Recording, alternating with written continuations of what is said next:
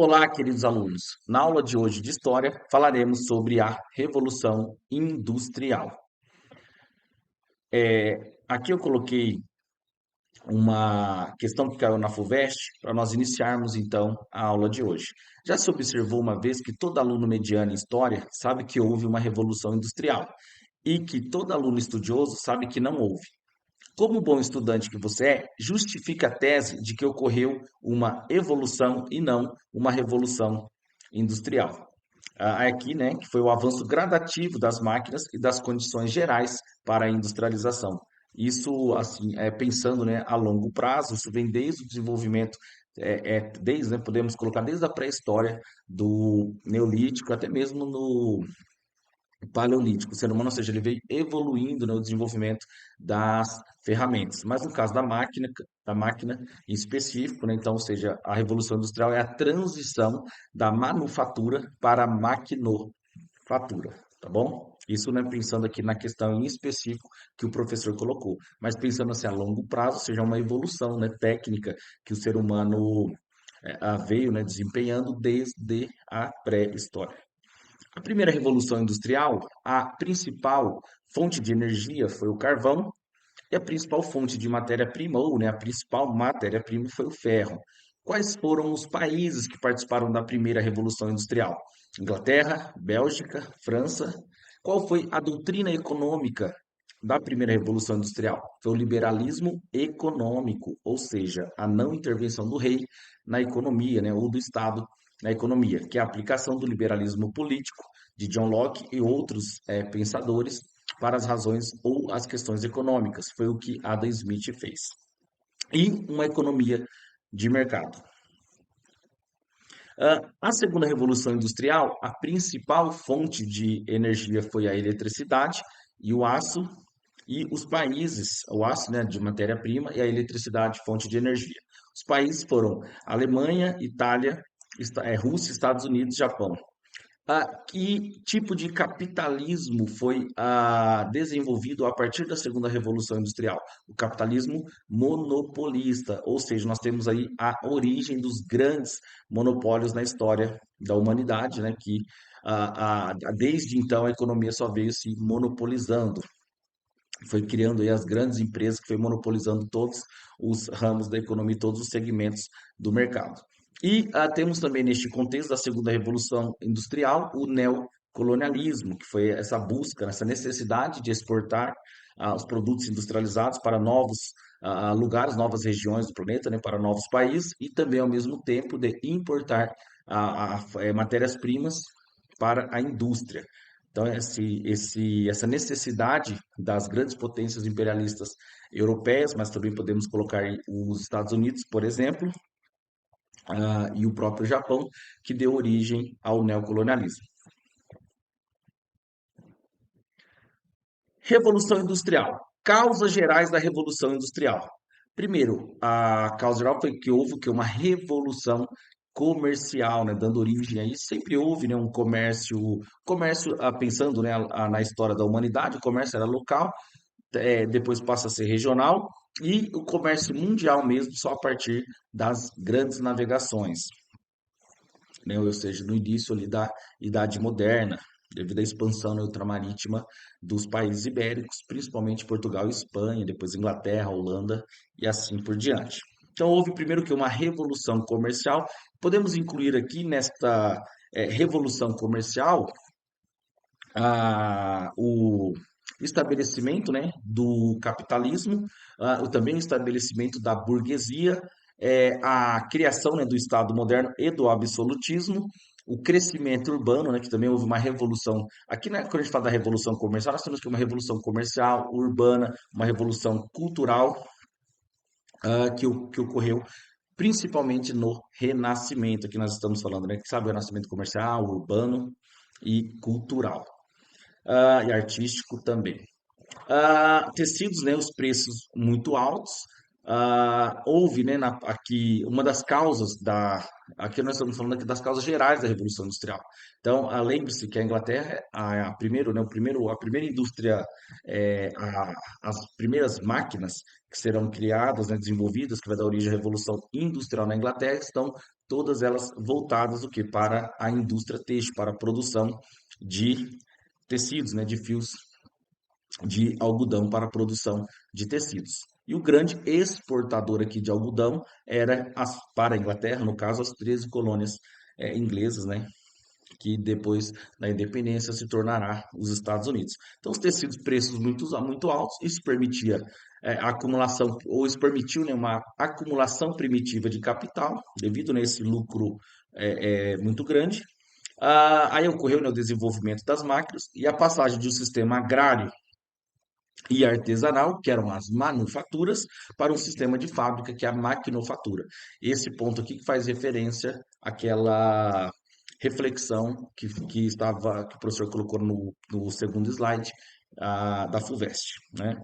Porque nós não podemos falar de uma revolução industrial, mas sim de uma evolução do desenvolvimento, né, técnico, do desenvolvimento das máquinas, né? A evolução das máquinas, na engenharia, né, e mecânica, né, podemos dizer assim. A produção, né, complexidade, né, lã e também o preço rentável. E também o crescimento do mercado consumidor, devido também ao crescimento urbano, ao crescimento da população, houve um grande, né, crescimento demográfico. Então, essa é uma das razões do aumento do mercado consumidor. Podemos incluir aqui também o êxodo rural, né, devido aos enclausuras, foram também chamados cercamentos, que ocorreu na Inglaterra. Então, a Revolução Industrial, quais foram as condições para o pioneirismo inglês? Embora na primeira Revolução Industrial todos aqueles países que o professor falou foram participantes, pioneiro foi a Inglaterra. Então, a Revolução Puritana e Gloriosa, que levou, né, à queda do absolutismo e o estabelecimento de uma monarquia parlamentar.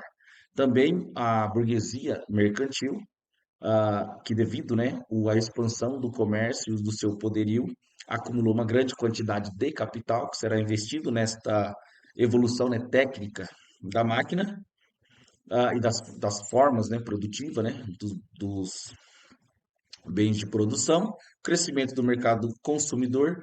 A matéria-prima, né, será o algodão dos Estados Unidos, que o professor falou, que neste período nós estamos falando aqui ainda das colônias, né, os Estados Unidos aqui ainda não tinha feito a sua independência. Cercamento dos campos, que é os enclosures, que o professor disse, mão de obra barata, né, o homem, desenvolvimento tecnológico das máquinas, a abundância, né, de carvão e também de ferro. Carvão será a fonte de energia da máquina a vapor e o ferro, né, que será utilizado inclusive para produzir a própria máquina, depois a locomotiva, né, e tudo mais. Rede fluvial e portos, né, para o transporte, a distribuição. Por isso que dentro da Revolução Industrial corre um cenário já de comércio mundial. O anglicanismo também, as ideias calvinistas. Aqui nós estamos falando aqui da reforma protestante da Inglaterra, que dá origem, né, à igreja anglicana. Então, a igreja na Inglaterra agora estava aqui submetida ao poder monárquico, né, ou seja, ao rei, à monarquia. Revolução Industrial. Aí, características, então, da Revolução Industrial. Primeira, mecanização industrial, sistema fabril, que é a fábrica. O que que é a fábrica? A fábrica é a unidade produtiva, ou seja, o ambiente que você colocava as máquinas e onde as pessoas, né, os trabalhadores, os proletários, iam trabalhar. Isso que é uma fábrica, é uma unidade produtiva, um lugar específico, assim como uma casa para morar, a fábrica para trabalhar. Aí, trabalhar com o quê? Com máquinas. A força motora, o desenvolvimento dos meios de comunicação social, né? O capitalismo, aqui no caso será o industrial, antes dele o comercial. Aqui nós estamos falando na segunda fase do capitalismo, a primeira comercial, a segunda industrial e depois teremos então o capital financeiro. No capitalismo industrial, nós temos então o estabelecimento do trabalho assalariado, concentração de capital, propriedade privada dos meios de produção. Nós estamos falando aqui, em específico, né, da fábrica, né, das máquinas, os enclosures aqui das terras também. O proletariado, os meios, né, de produção não pertencem mais ao trabalhador. Por isso que ele o quê? Ele vende a sua mão de obra em troca de um salário, que é essa separação entre capital e trabalho. Você só tem agora o trabalho. Quem tem o capital é a burguesia. Então, dentro então do contexto da Revolução Industrial, nós temos o desenvolvimento tecnológico. Em 1733, John Kay, né, desenvolveu a lançadeira volante. Em 1767, a fiadeira mecânica de James Ward Greaves. Em 1768, a máquina a vapor de James Watt. Em 1785, o tear mecânico, né, de Edmund Cartwright. Em 1792, o descascador mecânico de Eli Whitney. Em 1807, o barco a vapor de Robert Fulton. Em 1814, a locomotiva aqui de George Stephenson, né? Ou seja, aí chegando no auge do desenvolvimento da maquinaria. Aqui o professor colocou assim, apenas uma passagem aqui para nós refletirmos, né, sobre essa estrutura que as fábricas mudam, né, a estrutura do trabalho e também da sociedade. Eram aprendizes órfãos? Todos aprendizes órfãos. E com que idade eram admitidos? Os que vinham de Londres tinham entre 7 e 11 anos. Os que vinham de Liverpool tinham de 8 a 15 anos. Até que idade eram aprendizes? Até 21 anos. Qual o horário de trabalho? De 5 da manhã até 8 da noite. 15 horas diárias era um trabalho normal. Sim. Quando as fábricas paravam para reparos ou falta de algodão, tinham as crianças, posteriormente, que trabalhar mais para recuperar o tempo parado? Sim. As crianças ficavam em pé ou sentadas para trabalhar? Em pé durante todo o tempo? Sim. Havia acidentes nas máquinas com as crianças? Muito frequentemente, né? Que a história, né, da riqueza e do homem de Léo Huberman. Pessoal, aqui existem outros livros, né, como por exemplo Hard Times, né, ou Tempos Difíceis, de Charles Dickens, também faz um belo relato do contexto cultural, político, ah, e, e a mentalidade principalmente, né, dos homens, né, e da sociedade na época da Revolução Industrial na Inglaterra. É um testemunho, né, da Revolução Industrial este livro, vale muito a pena ler. Revolução Industrial. Então, consequências da Revolução Industrial, o estabelecimento do sistema fabril, o desenvolvimento das máquinas, divisão do trabalho, economia de mercado, urbanização descontrolada, em busca, né, de melhores condições de vida e também devido à expulsão do campo e também à diminuição dos postos de trabalho no campo, vai acontecer um grande êxodo rural no campo e as pessoas irão se mudar em larga escala para as cidades. Urbanização descontrolada, crescimento do proletariado, o capitalismo industrial, o neocolonialismo, né? Essa busca por pensar a quantidade de mercadorias produzidas, há então a necessidade eminente de encontrar novos mercados compradores, né, para os produtos industrializados e fornecedores de mais matérias-primas para abastecer as fábricas, né, o sistema produtivo. De uma sociedade rural para urbana, né, o êxodo rural, de manufaturas para maquinofaturas, surge neste contexto também as teorias socialistas, né, que visam buscar soluções para os problemas gerados do capitalismo e a superioridade militar. Ela é muito diferente uma guerra pós-revolução industrial de uma guerra antes da revolução industrial. Alteração dos centros de decisões políticas. Quais foram os problemas trazidos pela Revolução Industrial? Migração dos campos para a cidade, né, e homem, crescimento urbano descontrolado, surge uma nova classe social, que são os operários. Aí tem os operários, 14 a 16 horas por dia de jornada, né, baixos salários, nenhuma lei trabalhista, locais insalubres, trabalho de crianças e mulheres, péssimas condições de vida, miséria, fome, doenças e favelas, né? E morar nas fábricas. E o conflito, né, entre patrão e empregado, que é o que nós iremos falar agora. Neste contexto, então, de conflito entre patrão e empregado, como vocês observaram, as condições de vida, né, do trabalhador eram péssimas, inclusive no ambiente fabril e de forma geral. Vai surgir, então, três movimentos, os trade unions, né, o movimento ludista e o movimento cartista. Vamos falar, então, aqui do movimento ludista, de King Lud, né? A destruição, né, das máquinas e indústrias, empregos, né, devido uma das reclamações, né, dos ludistas é que as máquinas haviam roubado, né, os seus empregos. Eles eram muito miseráveis, haviam numa condição muito de miserabilidade total, contra, né, então, essas péssimas condições de trabalho. E aí havia uma divisão interna, né, do movimento e houve uma forte repressão do governo. Aqui está o King Lud, né, mas é o Ned Lud, ah, que vai ser o líder, né, deste movimento, por isso vai chamar o movimento ludista.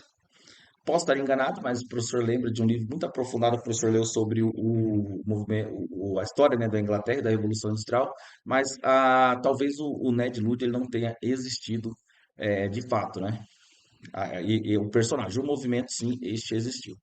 Trade unions, os sindicatos, mas que vai, né, surgir em 1815, que organizava, buscavam, né, a organização dos trabalhadores, praticavam greves e conquistaram aqui os primeiros direitos trabalhistas. E tinha um movimento cartista, né, que eram os trade unions na política, leis, né, para os trabalhadores, buscava o voto universal, voto secreto e reeleição anual do parlamento.